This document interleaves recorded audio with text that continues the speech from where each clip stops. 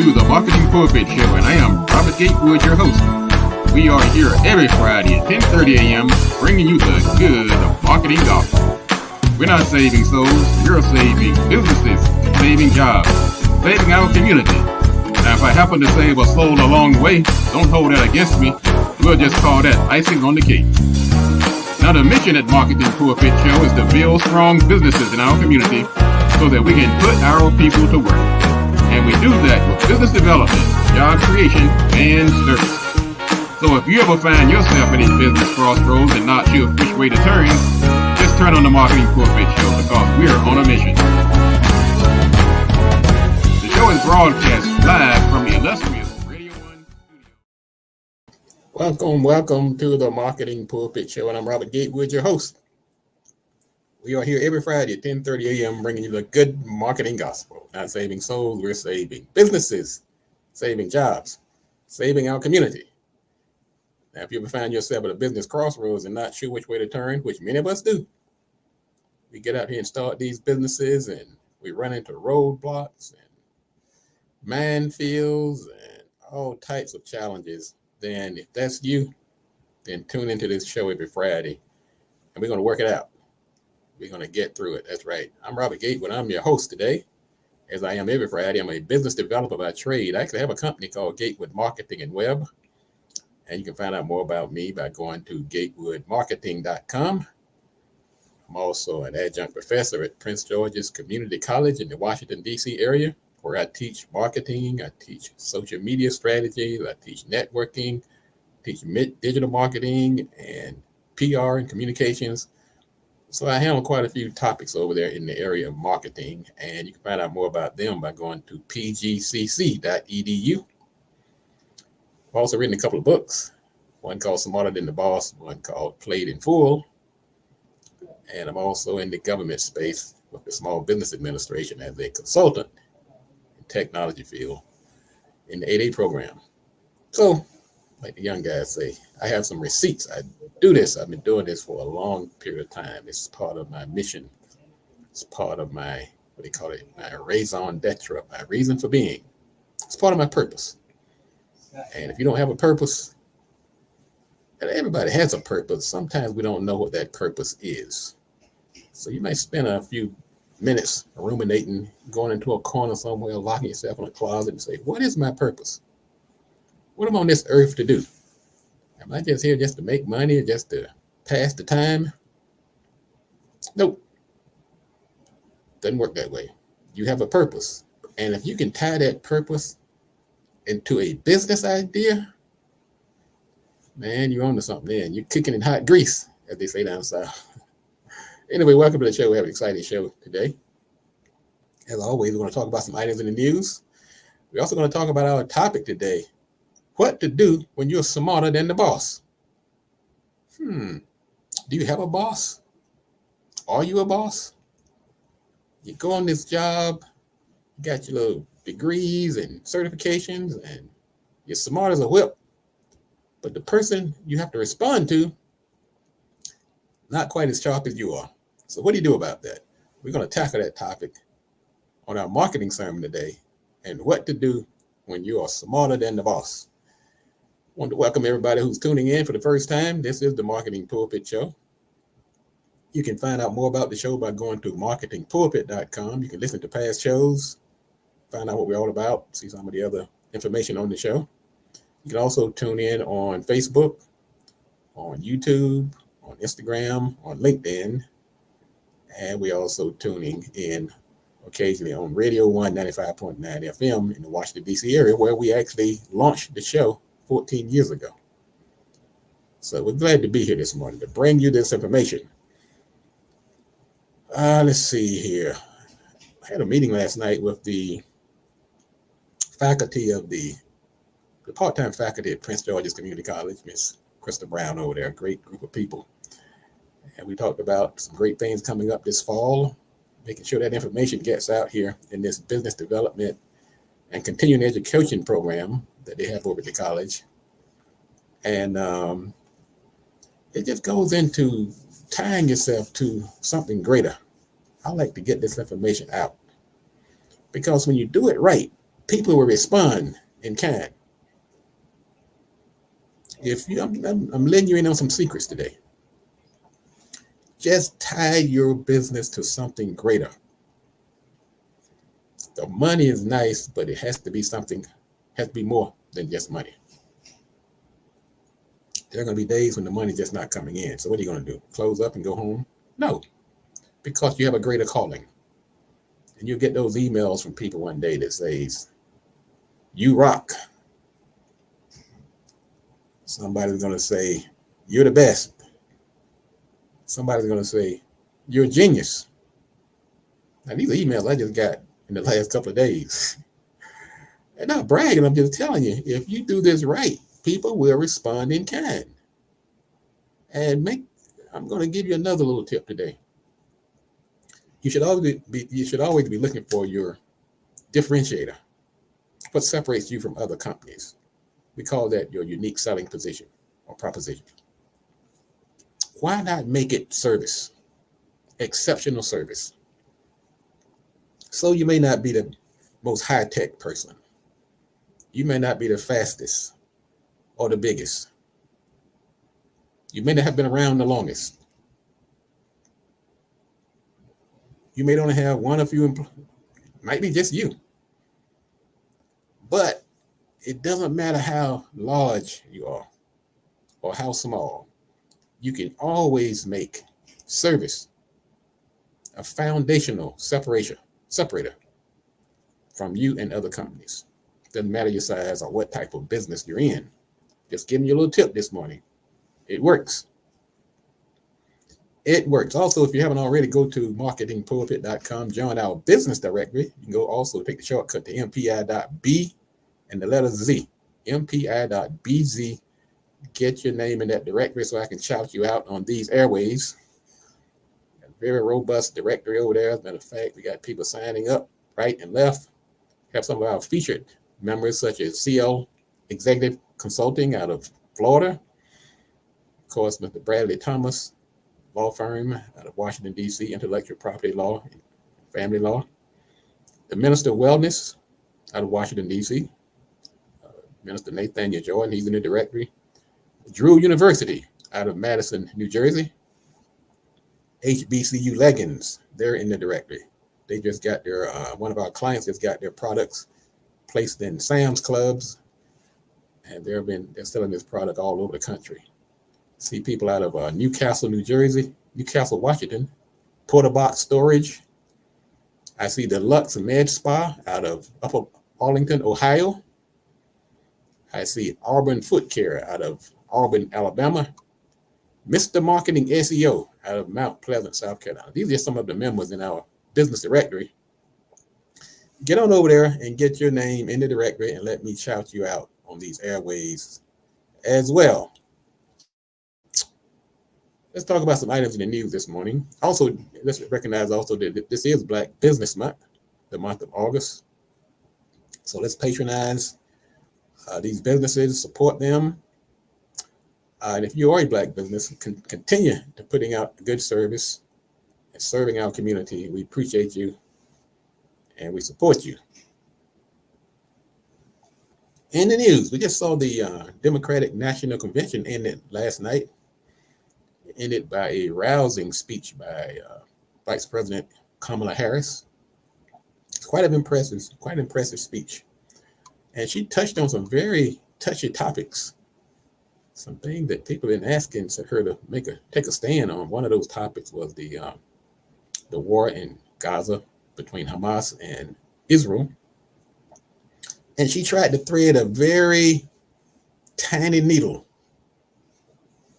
That's a very touchy subject. Boy, I'm telling you, I'm glad I didn't have to thread that needle.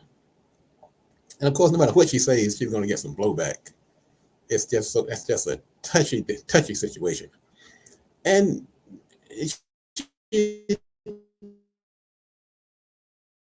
attempted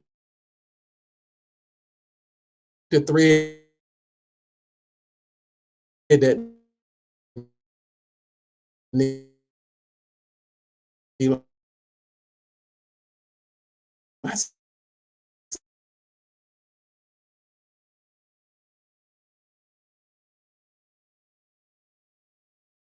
It's no matter what you say on that particular topic, it's going to be dicey. No, you shouldn't drop 2,000-pound bombs on a refugee camp, and the civilian toll is much too high. So I think if there was any shortcoming in her speech, which I admit was a very good speech and she touched on that topic, I think it could have been a little bit more about let's limit how these arms are used and what type of weapons to reduce the civilian casualties in Gaza. 40,000 people. That's way too many people to die in this fight. But let's give the vice president credit. She did tackle the topic and she did acknowledge the human suffering. And so let's vote, people. Vote your conscience this time. It's going to be a very tight election. And however you decide to vote, let's get out there and do it. Otherwise, you can't complain. You can't complain if you didn't participate in the process. Let's say good morning to the folks. I see Attorney Bradley Thomas, and he's sending her good mornings and well wishes. Good morning, Brother Thomas.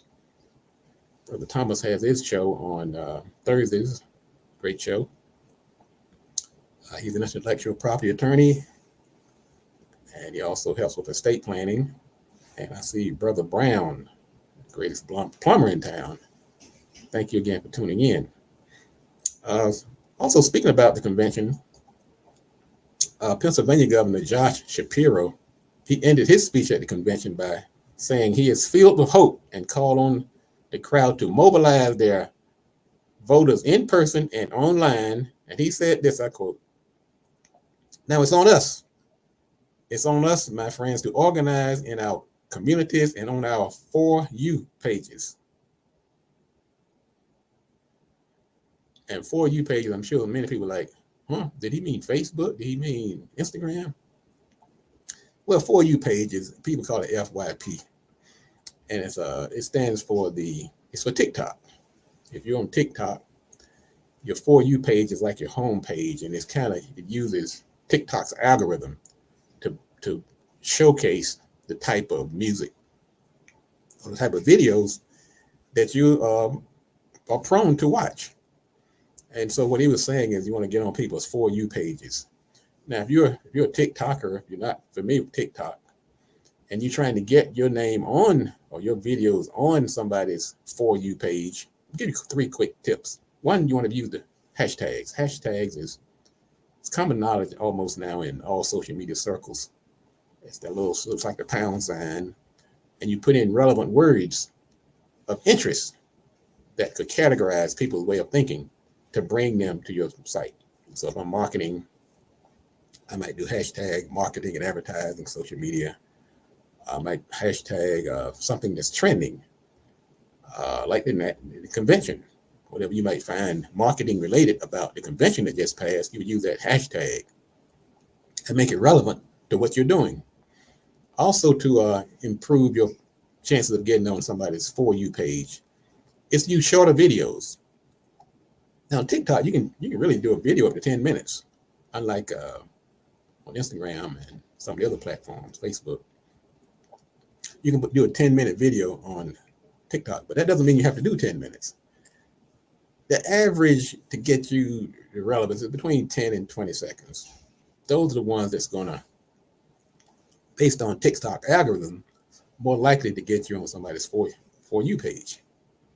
And also, TikTok has this thing about sounds, like music, sounds, and so forth. Unlike some of the other platforms, those sounds, music, selection, and things like that are also a way of sort of like a hashtag. Trending sound, trending music, and TikTok actually has a selection. You go to their website and do it on the drop down. They have trending TikTok sounds. You can put those as the background music on your posts. And those will also get you onto the TikTok For You pages. Now, the TikTok is really one of the hottest things going right now. And so more and more people are now getting on the TikTok. So a lot of people are saying, well, it's for kids, it's for craziness. Well, it's a lot of that too. But if you feed into the algorithm correctly, you too can find TikTok to be very useful in your social media strategies. Let's see a comment from Brother Thomas. He said, I think it was the most unified DNC I've seen in my lifetime. And I've been watching those conventions since 1964. So 64, Brother Ted, how do you think you were born in 64? And I agree. Brother Bradley, the convention, the Democratic National Convention, it was very unified, and it was so diverse. That's the thing I liked about it. It represented America in a very profound way. There was the police, there was the rapping, there was the people, the women talking about productive rights. There was the military. There was the civil rights. Reverend Jesse Jackson getting his accolades. Reverend Al Sharpton.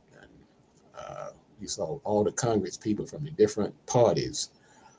We saw Republicans. We saw Democrats. We saw independents. We saw Oprah.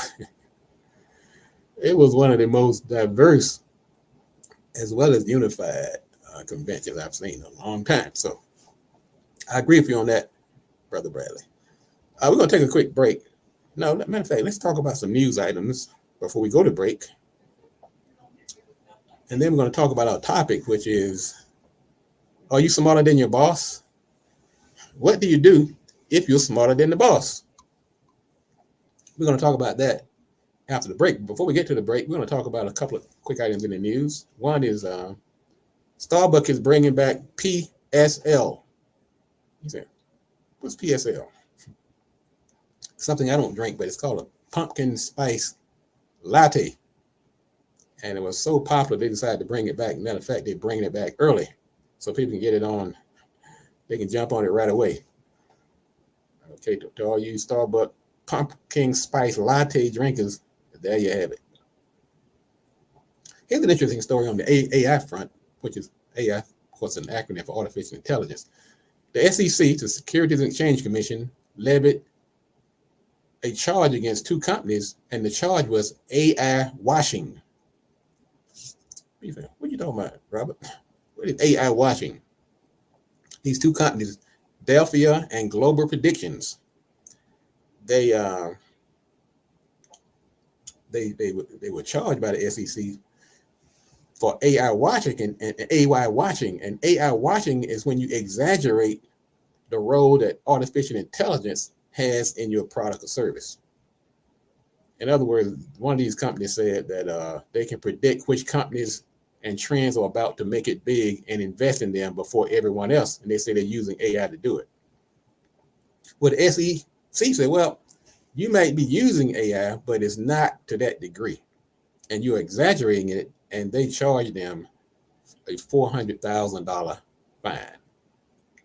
So if you're using artificial intelligence in your products and service delivery, you can't exaggerate and say we are this AI king of the hill and we're using AI. We've got this cutting edge technology.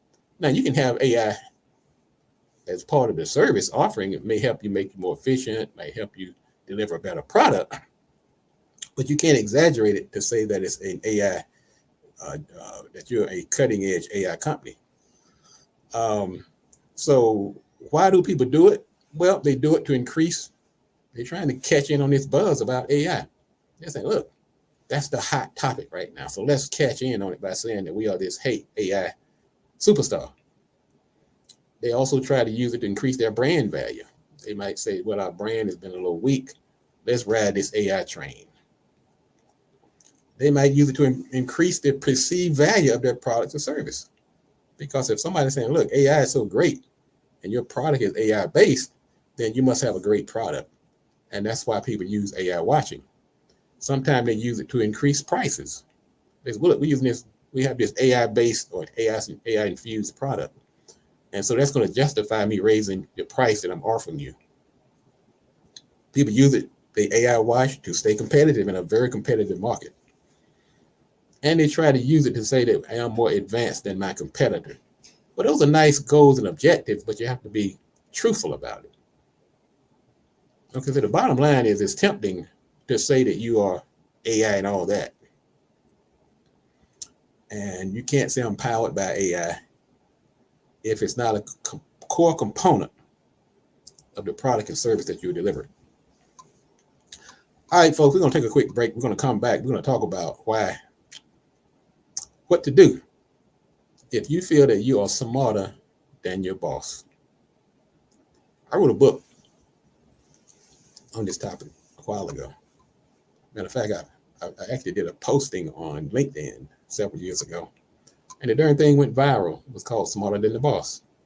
And so I took that posting as the foundation of a book I wrote called Smarter Than the Boss. I took several of my posts that had gone viral or almost viral on LinkedIn, compiled them into a book. You can get that book on Amazon or on the web. So hang on for a second. We'll be back in a minute. This is the Marketing Pulpit Show. I'm Robert Gatewood, your host, and we'll be back in a moment.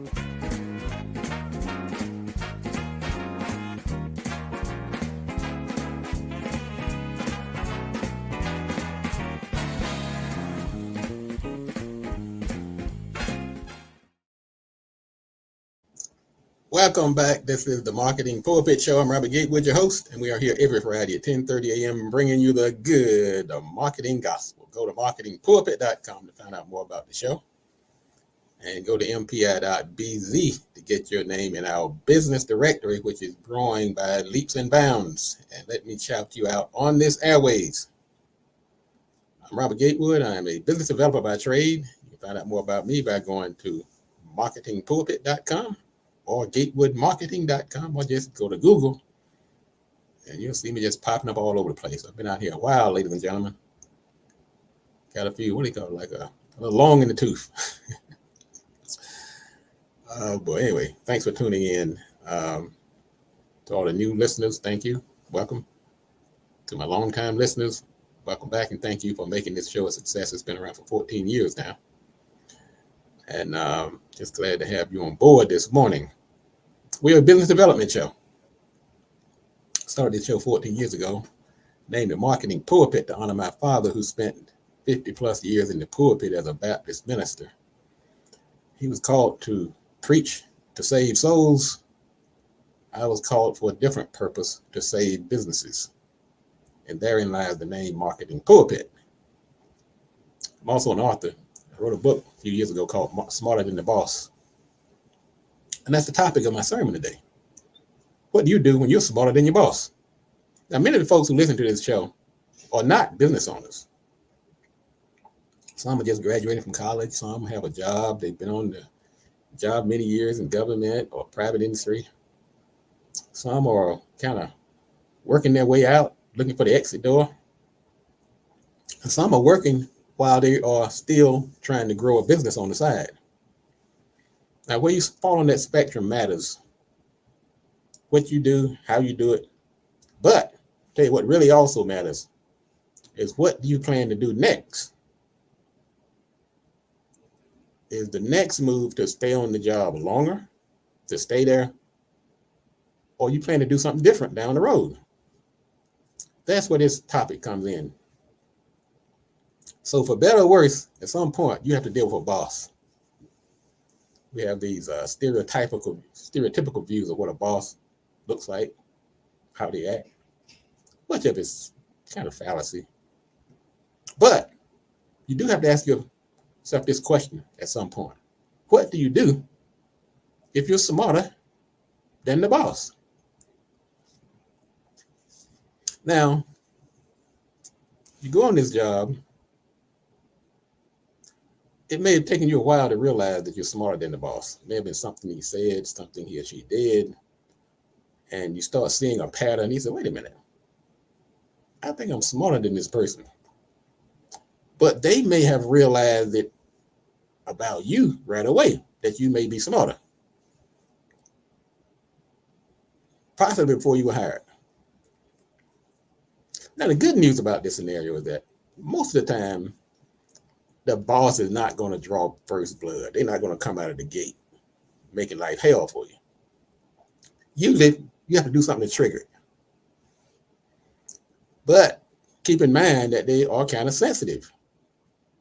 So the first sign of any kind of condescension or disrespect, and they're going to come down on you like a ton of bricks. So keep in mind, the things I'm telling you today is to be strategic. You have big picture plans. You may be on this job just as a way station to your ultimate goal in life. And so I want you to take this information with a grain of salt. So if you find yourself several degrees, no pun intended, smarter than your boss, then here's some ways to make sure you have a happy work home. Number one, don't charge into the job like a bull in a china shop. Be observant. Sit back and observe for a minute. Size up the intramural relationships. And you know what I mean. Whose son is over here? Who's this lady related to? Who's dating whom? In other words, get a lay of the land. Find out what's going on in that job before you go in there and start turning things upside down. Now, here's something also I want you to do. Realize that smart is a relative term. You may have a bit higher IQ, more book smarts, more degrees, but your boss may actually be better equipped for the job at hand. Being smart is not the only criteria for being an effective leader. There's emotional skills, leadership abilities. These things are also crucial for a successful managerial role. So don't get hung up on the fact that you have more degrees and more book smarts, a high IQ, you had a bigger LSPSA T score, or whatever. There's more to it. So kind of get a hold of yourself. Now keep in mind now, these are people who are going to be on the job for a minute. I'm not telling you to dim your star. I'm just saying be strategic. Don't be a show off when you go into meetings. Now, these meetings, I've been in them now. Let me tell you, a lot of this stuff I'm telling you, I'm speaking from experience.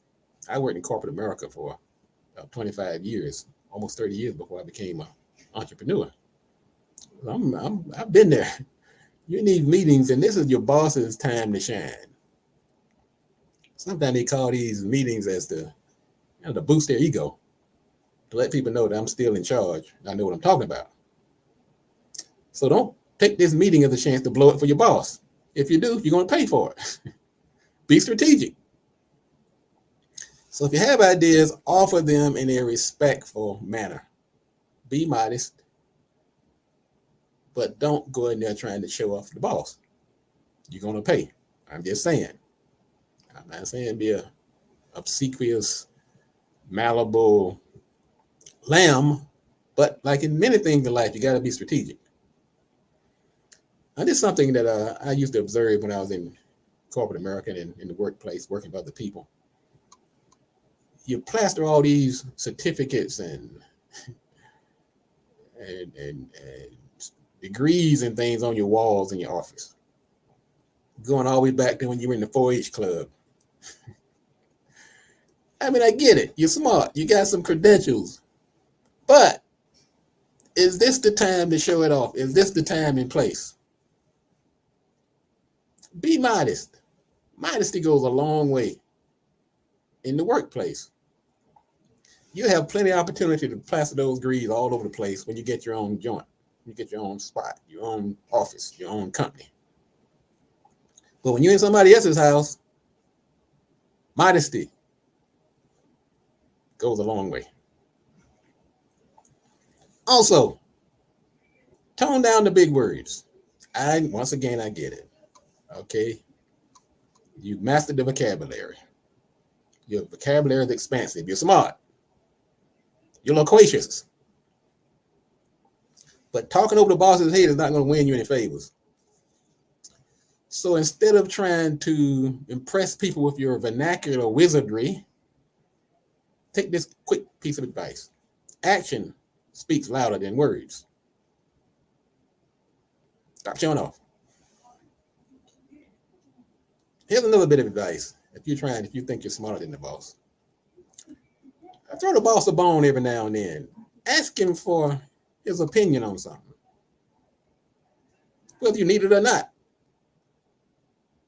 But of course, make sure it's something he or she actually knows how to do.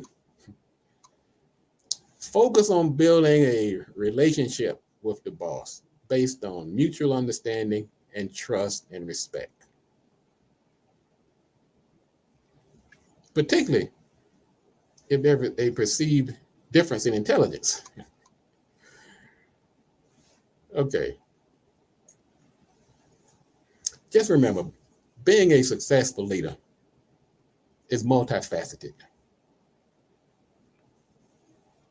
Communication, intelligence. These are things that you bring to the workplace. And sometimes it's not clear cut who's smarter than who. You might think you're smart.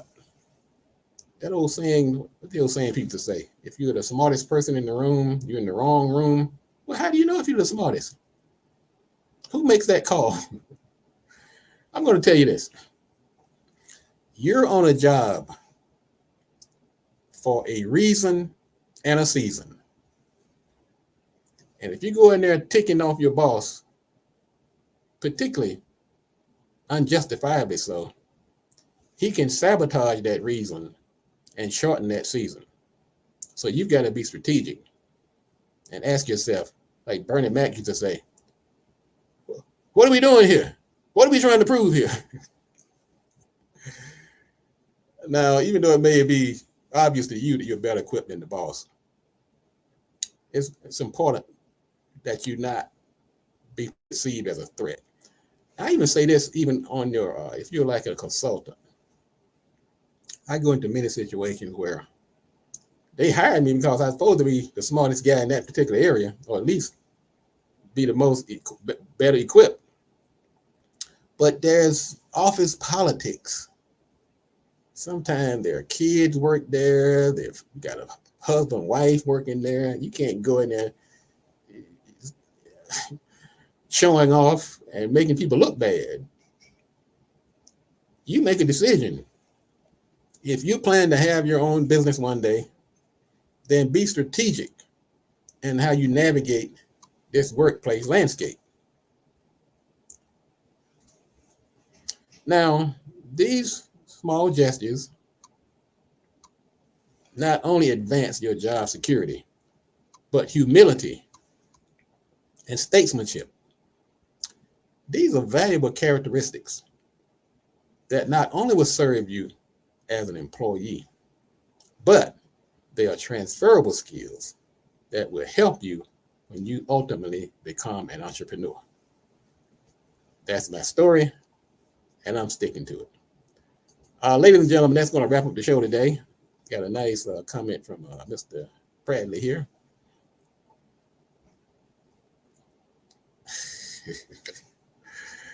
He used the parallel about a pocket watch. Where you're learning like a watch. Never take it out to show it off, but only when it's asked the time of day. There we go. That sums it up nicely. Brother Bradley. Folks, that's going to wrap it up today. Thank you again for tuning in. This is the Marketing Pulpit Radio Show. We are here every Friday at 10:30 a.m. bringing you the good marketing gospel. We'll be back next week. Believe it or not, we're going to do it again. And in all my shows, if you want to be successful, you have to do these 3 things. Do the right thing, do it at the right time, and you have to do it right. Enough talk. Let's get to work.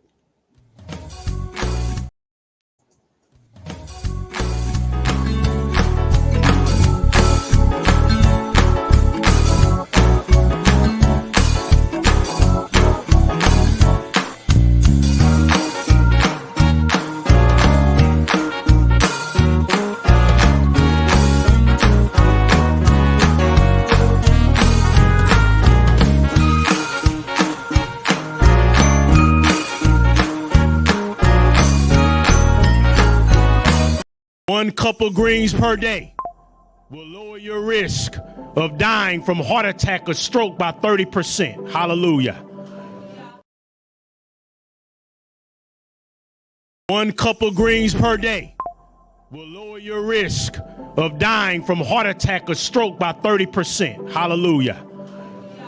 A half a cup of beans every day will drop you down by another 30%. Because of the fiber and the medicines in the beans will sweep away the cholesterol and the saturated fat.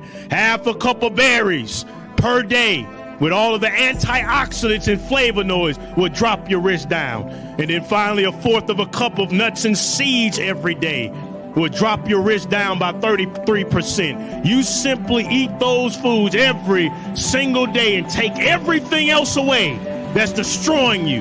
And we could eradicate heart disease, high blood pressure, and stroke. Glory! Hallelujah. Register today and get ready for your health revolution.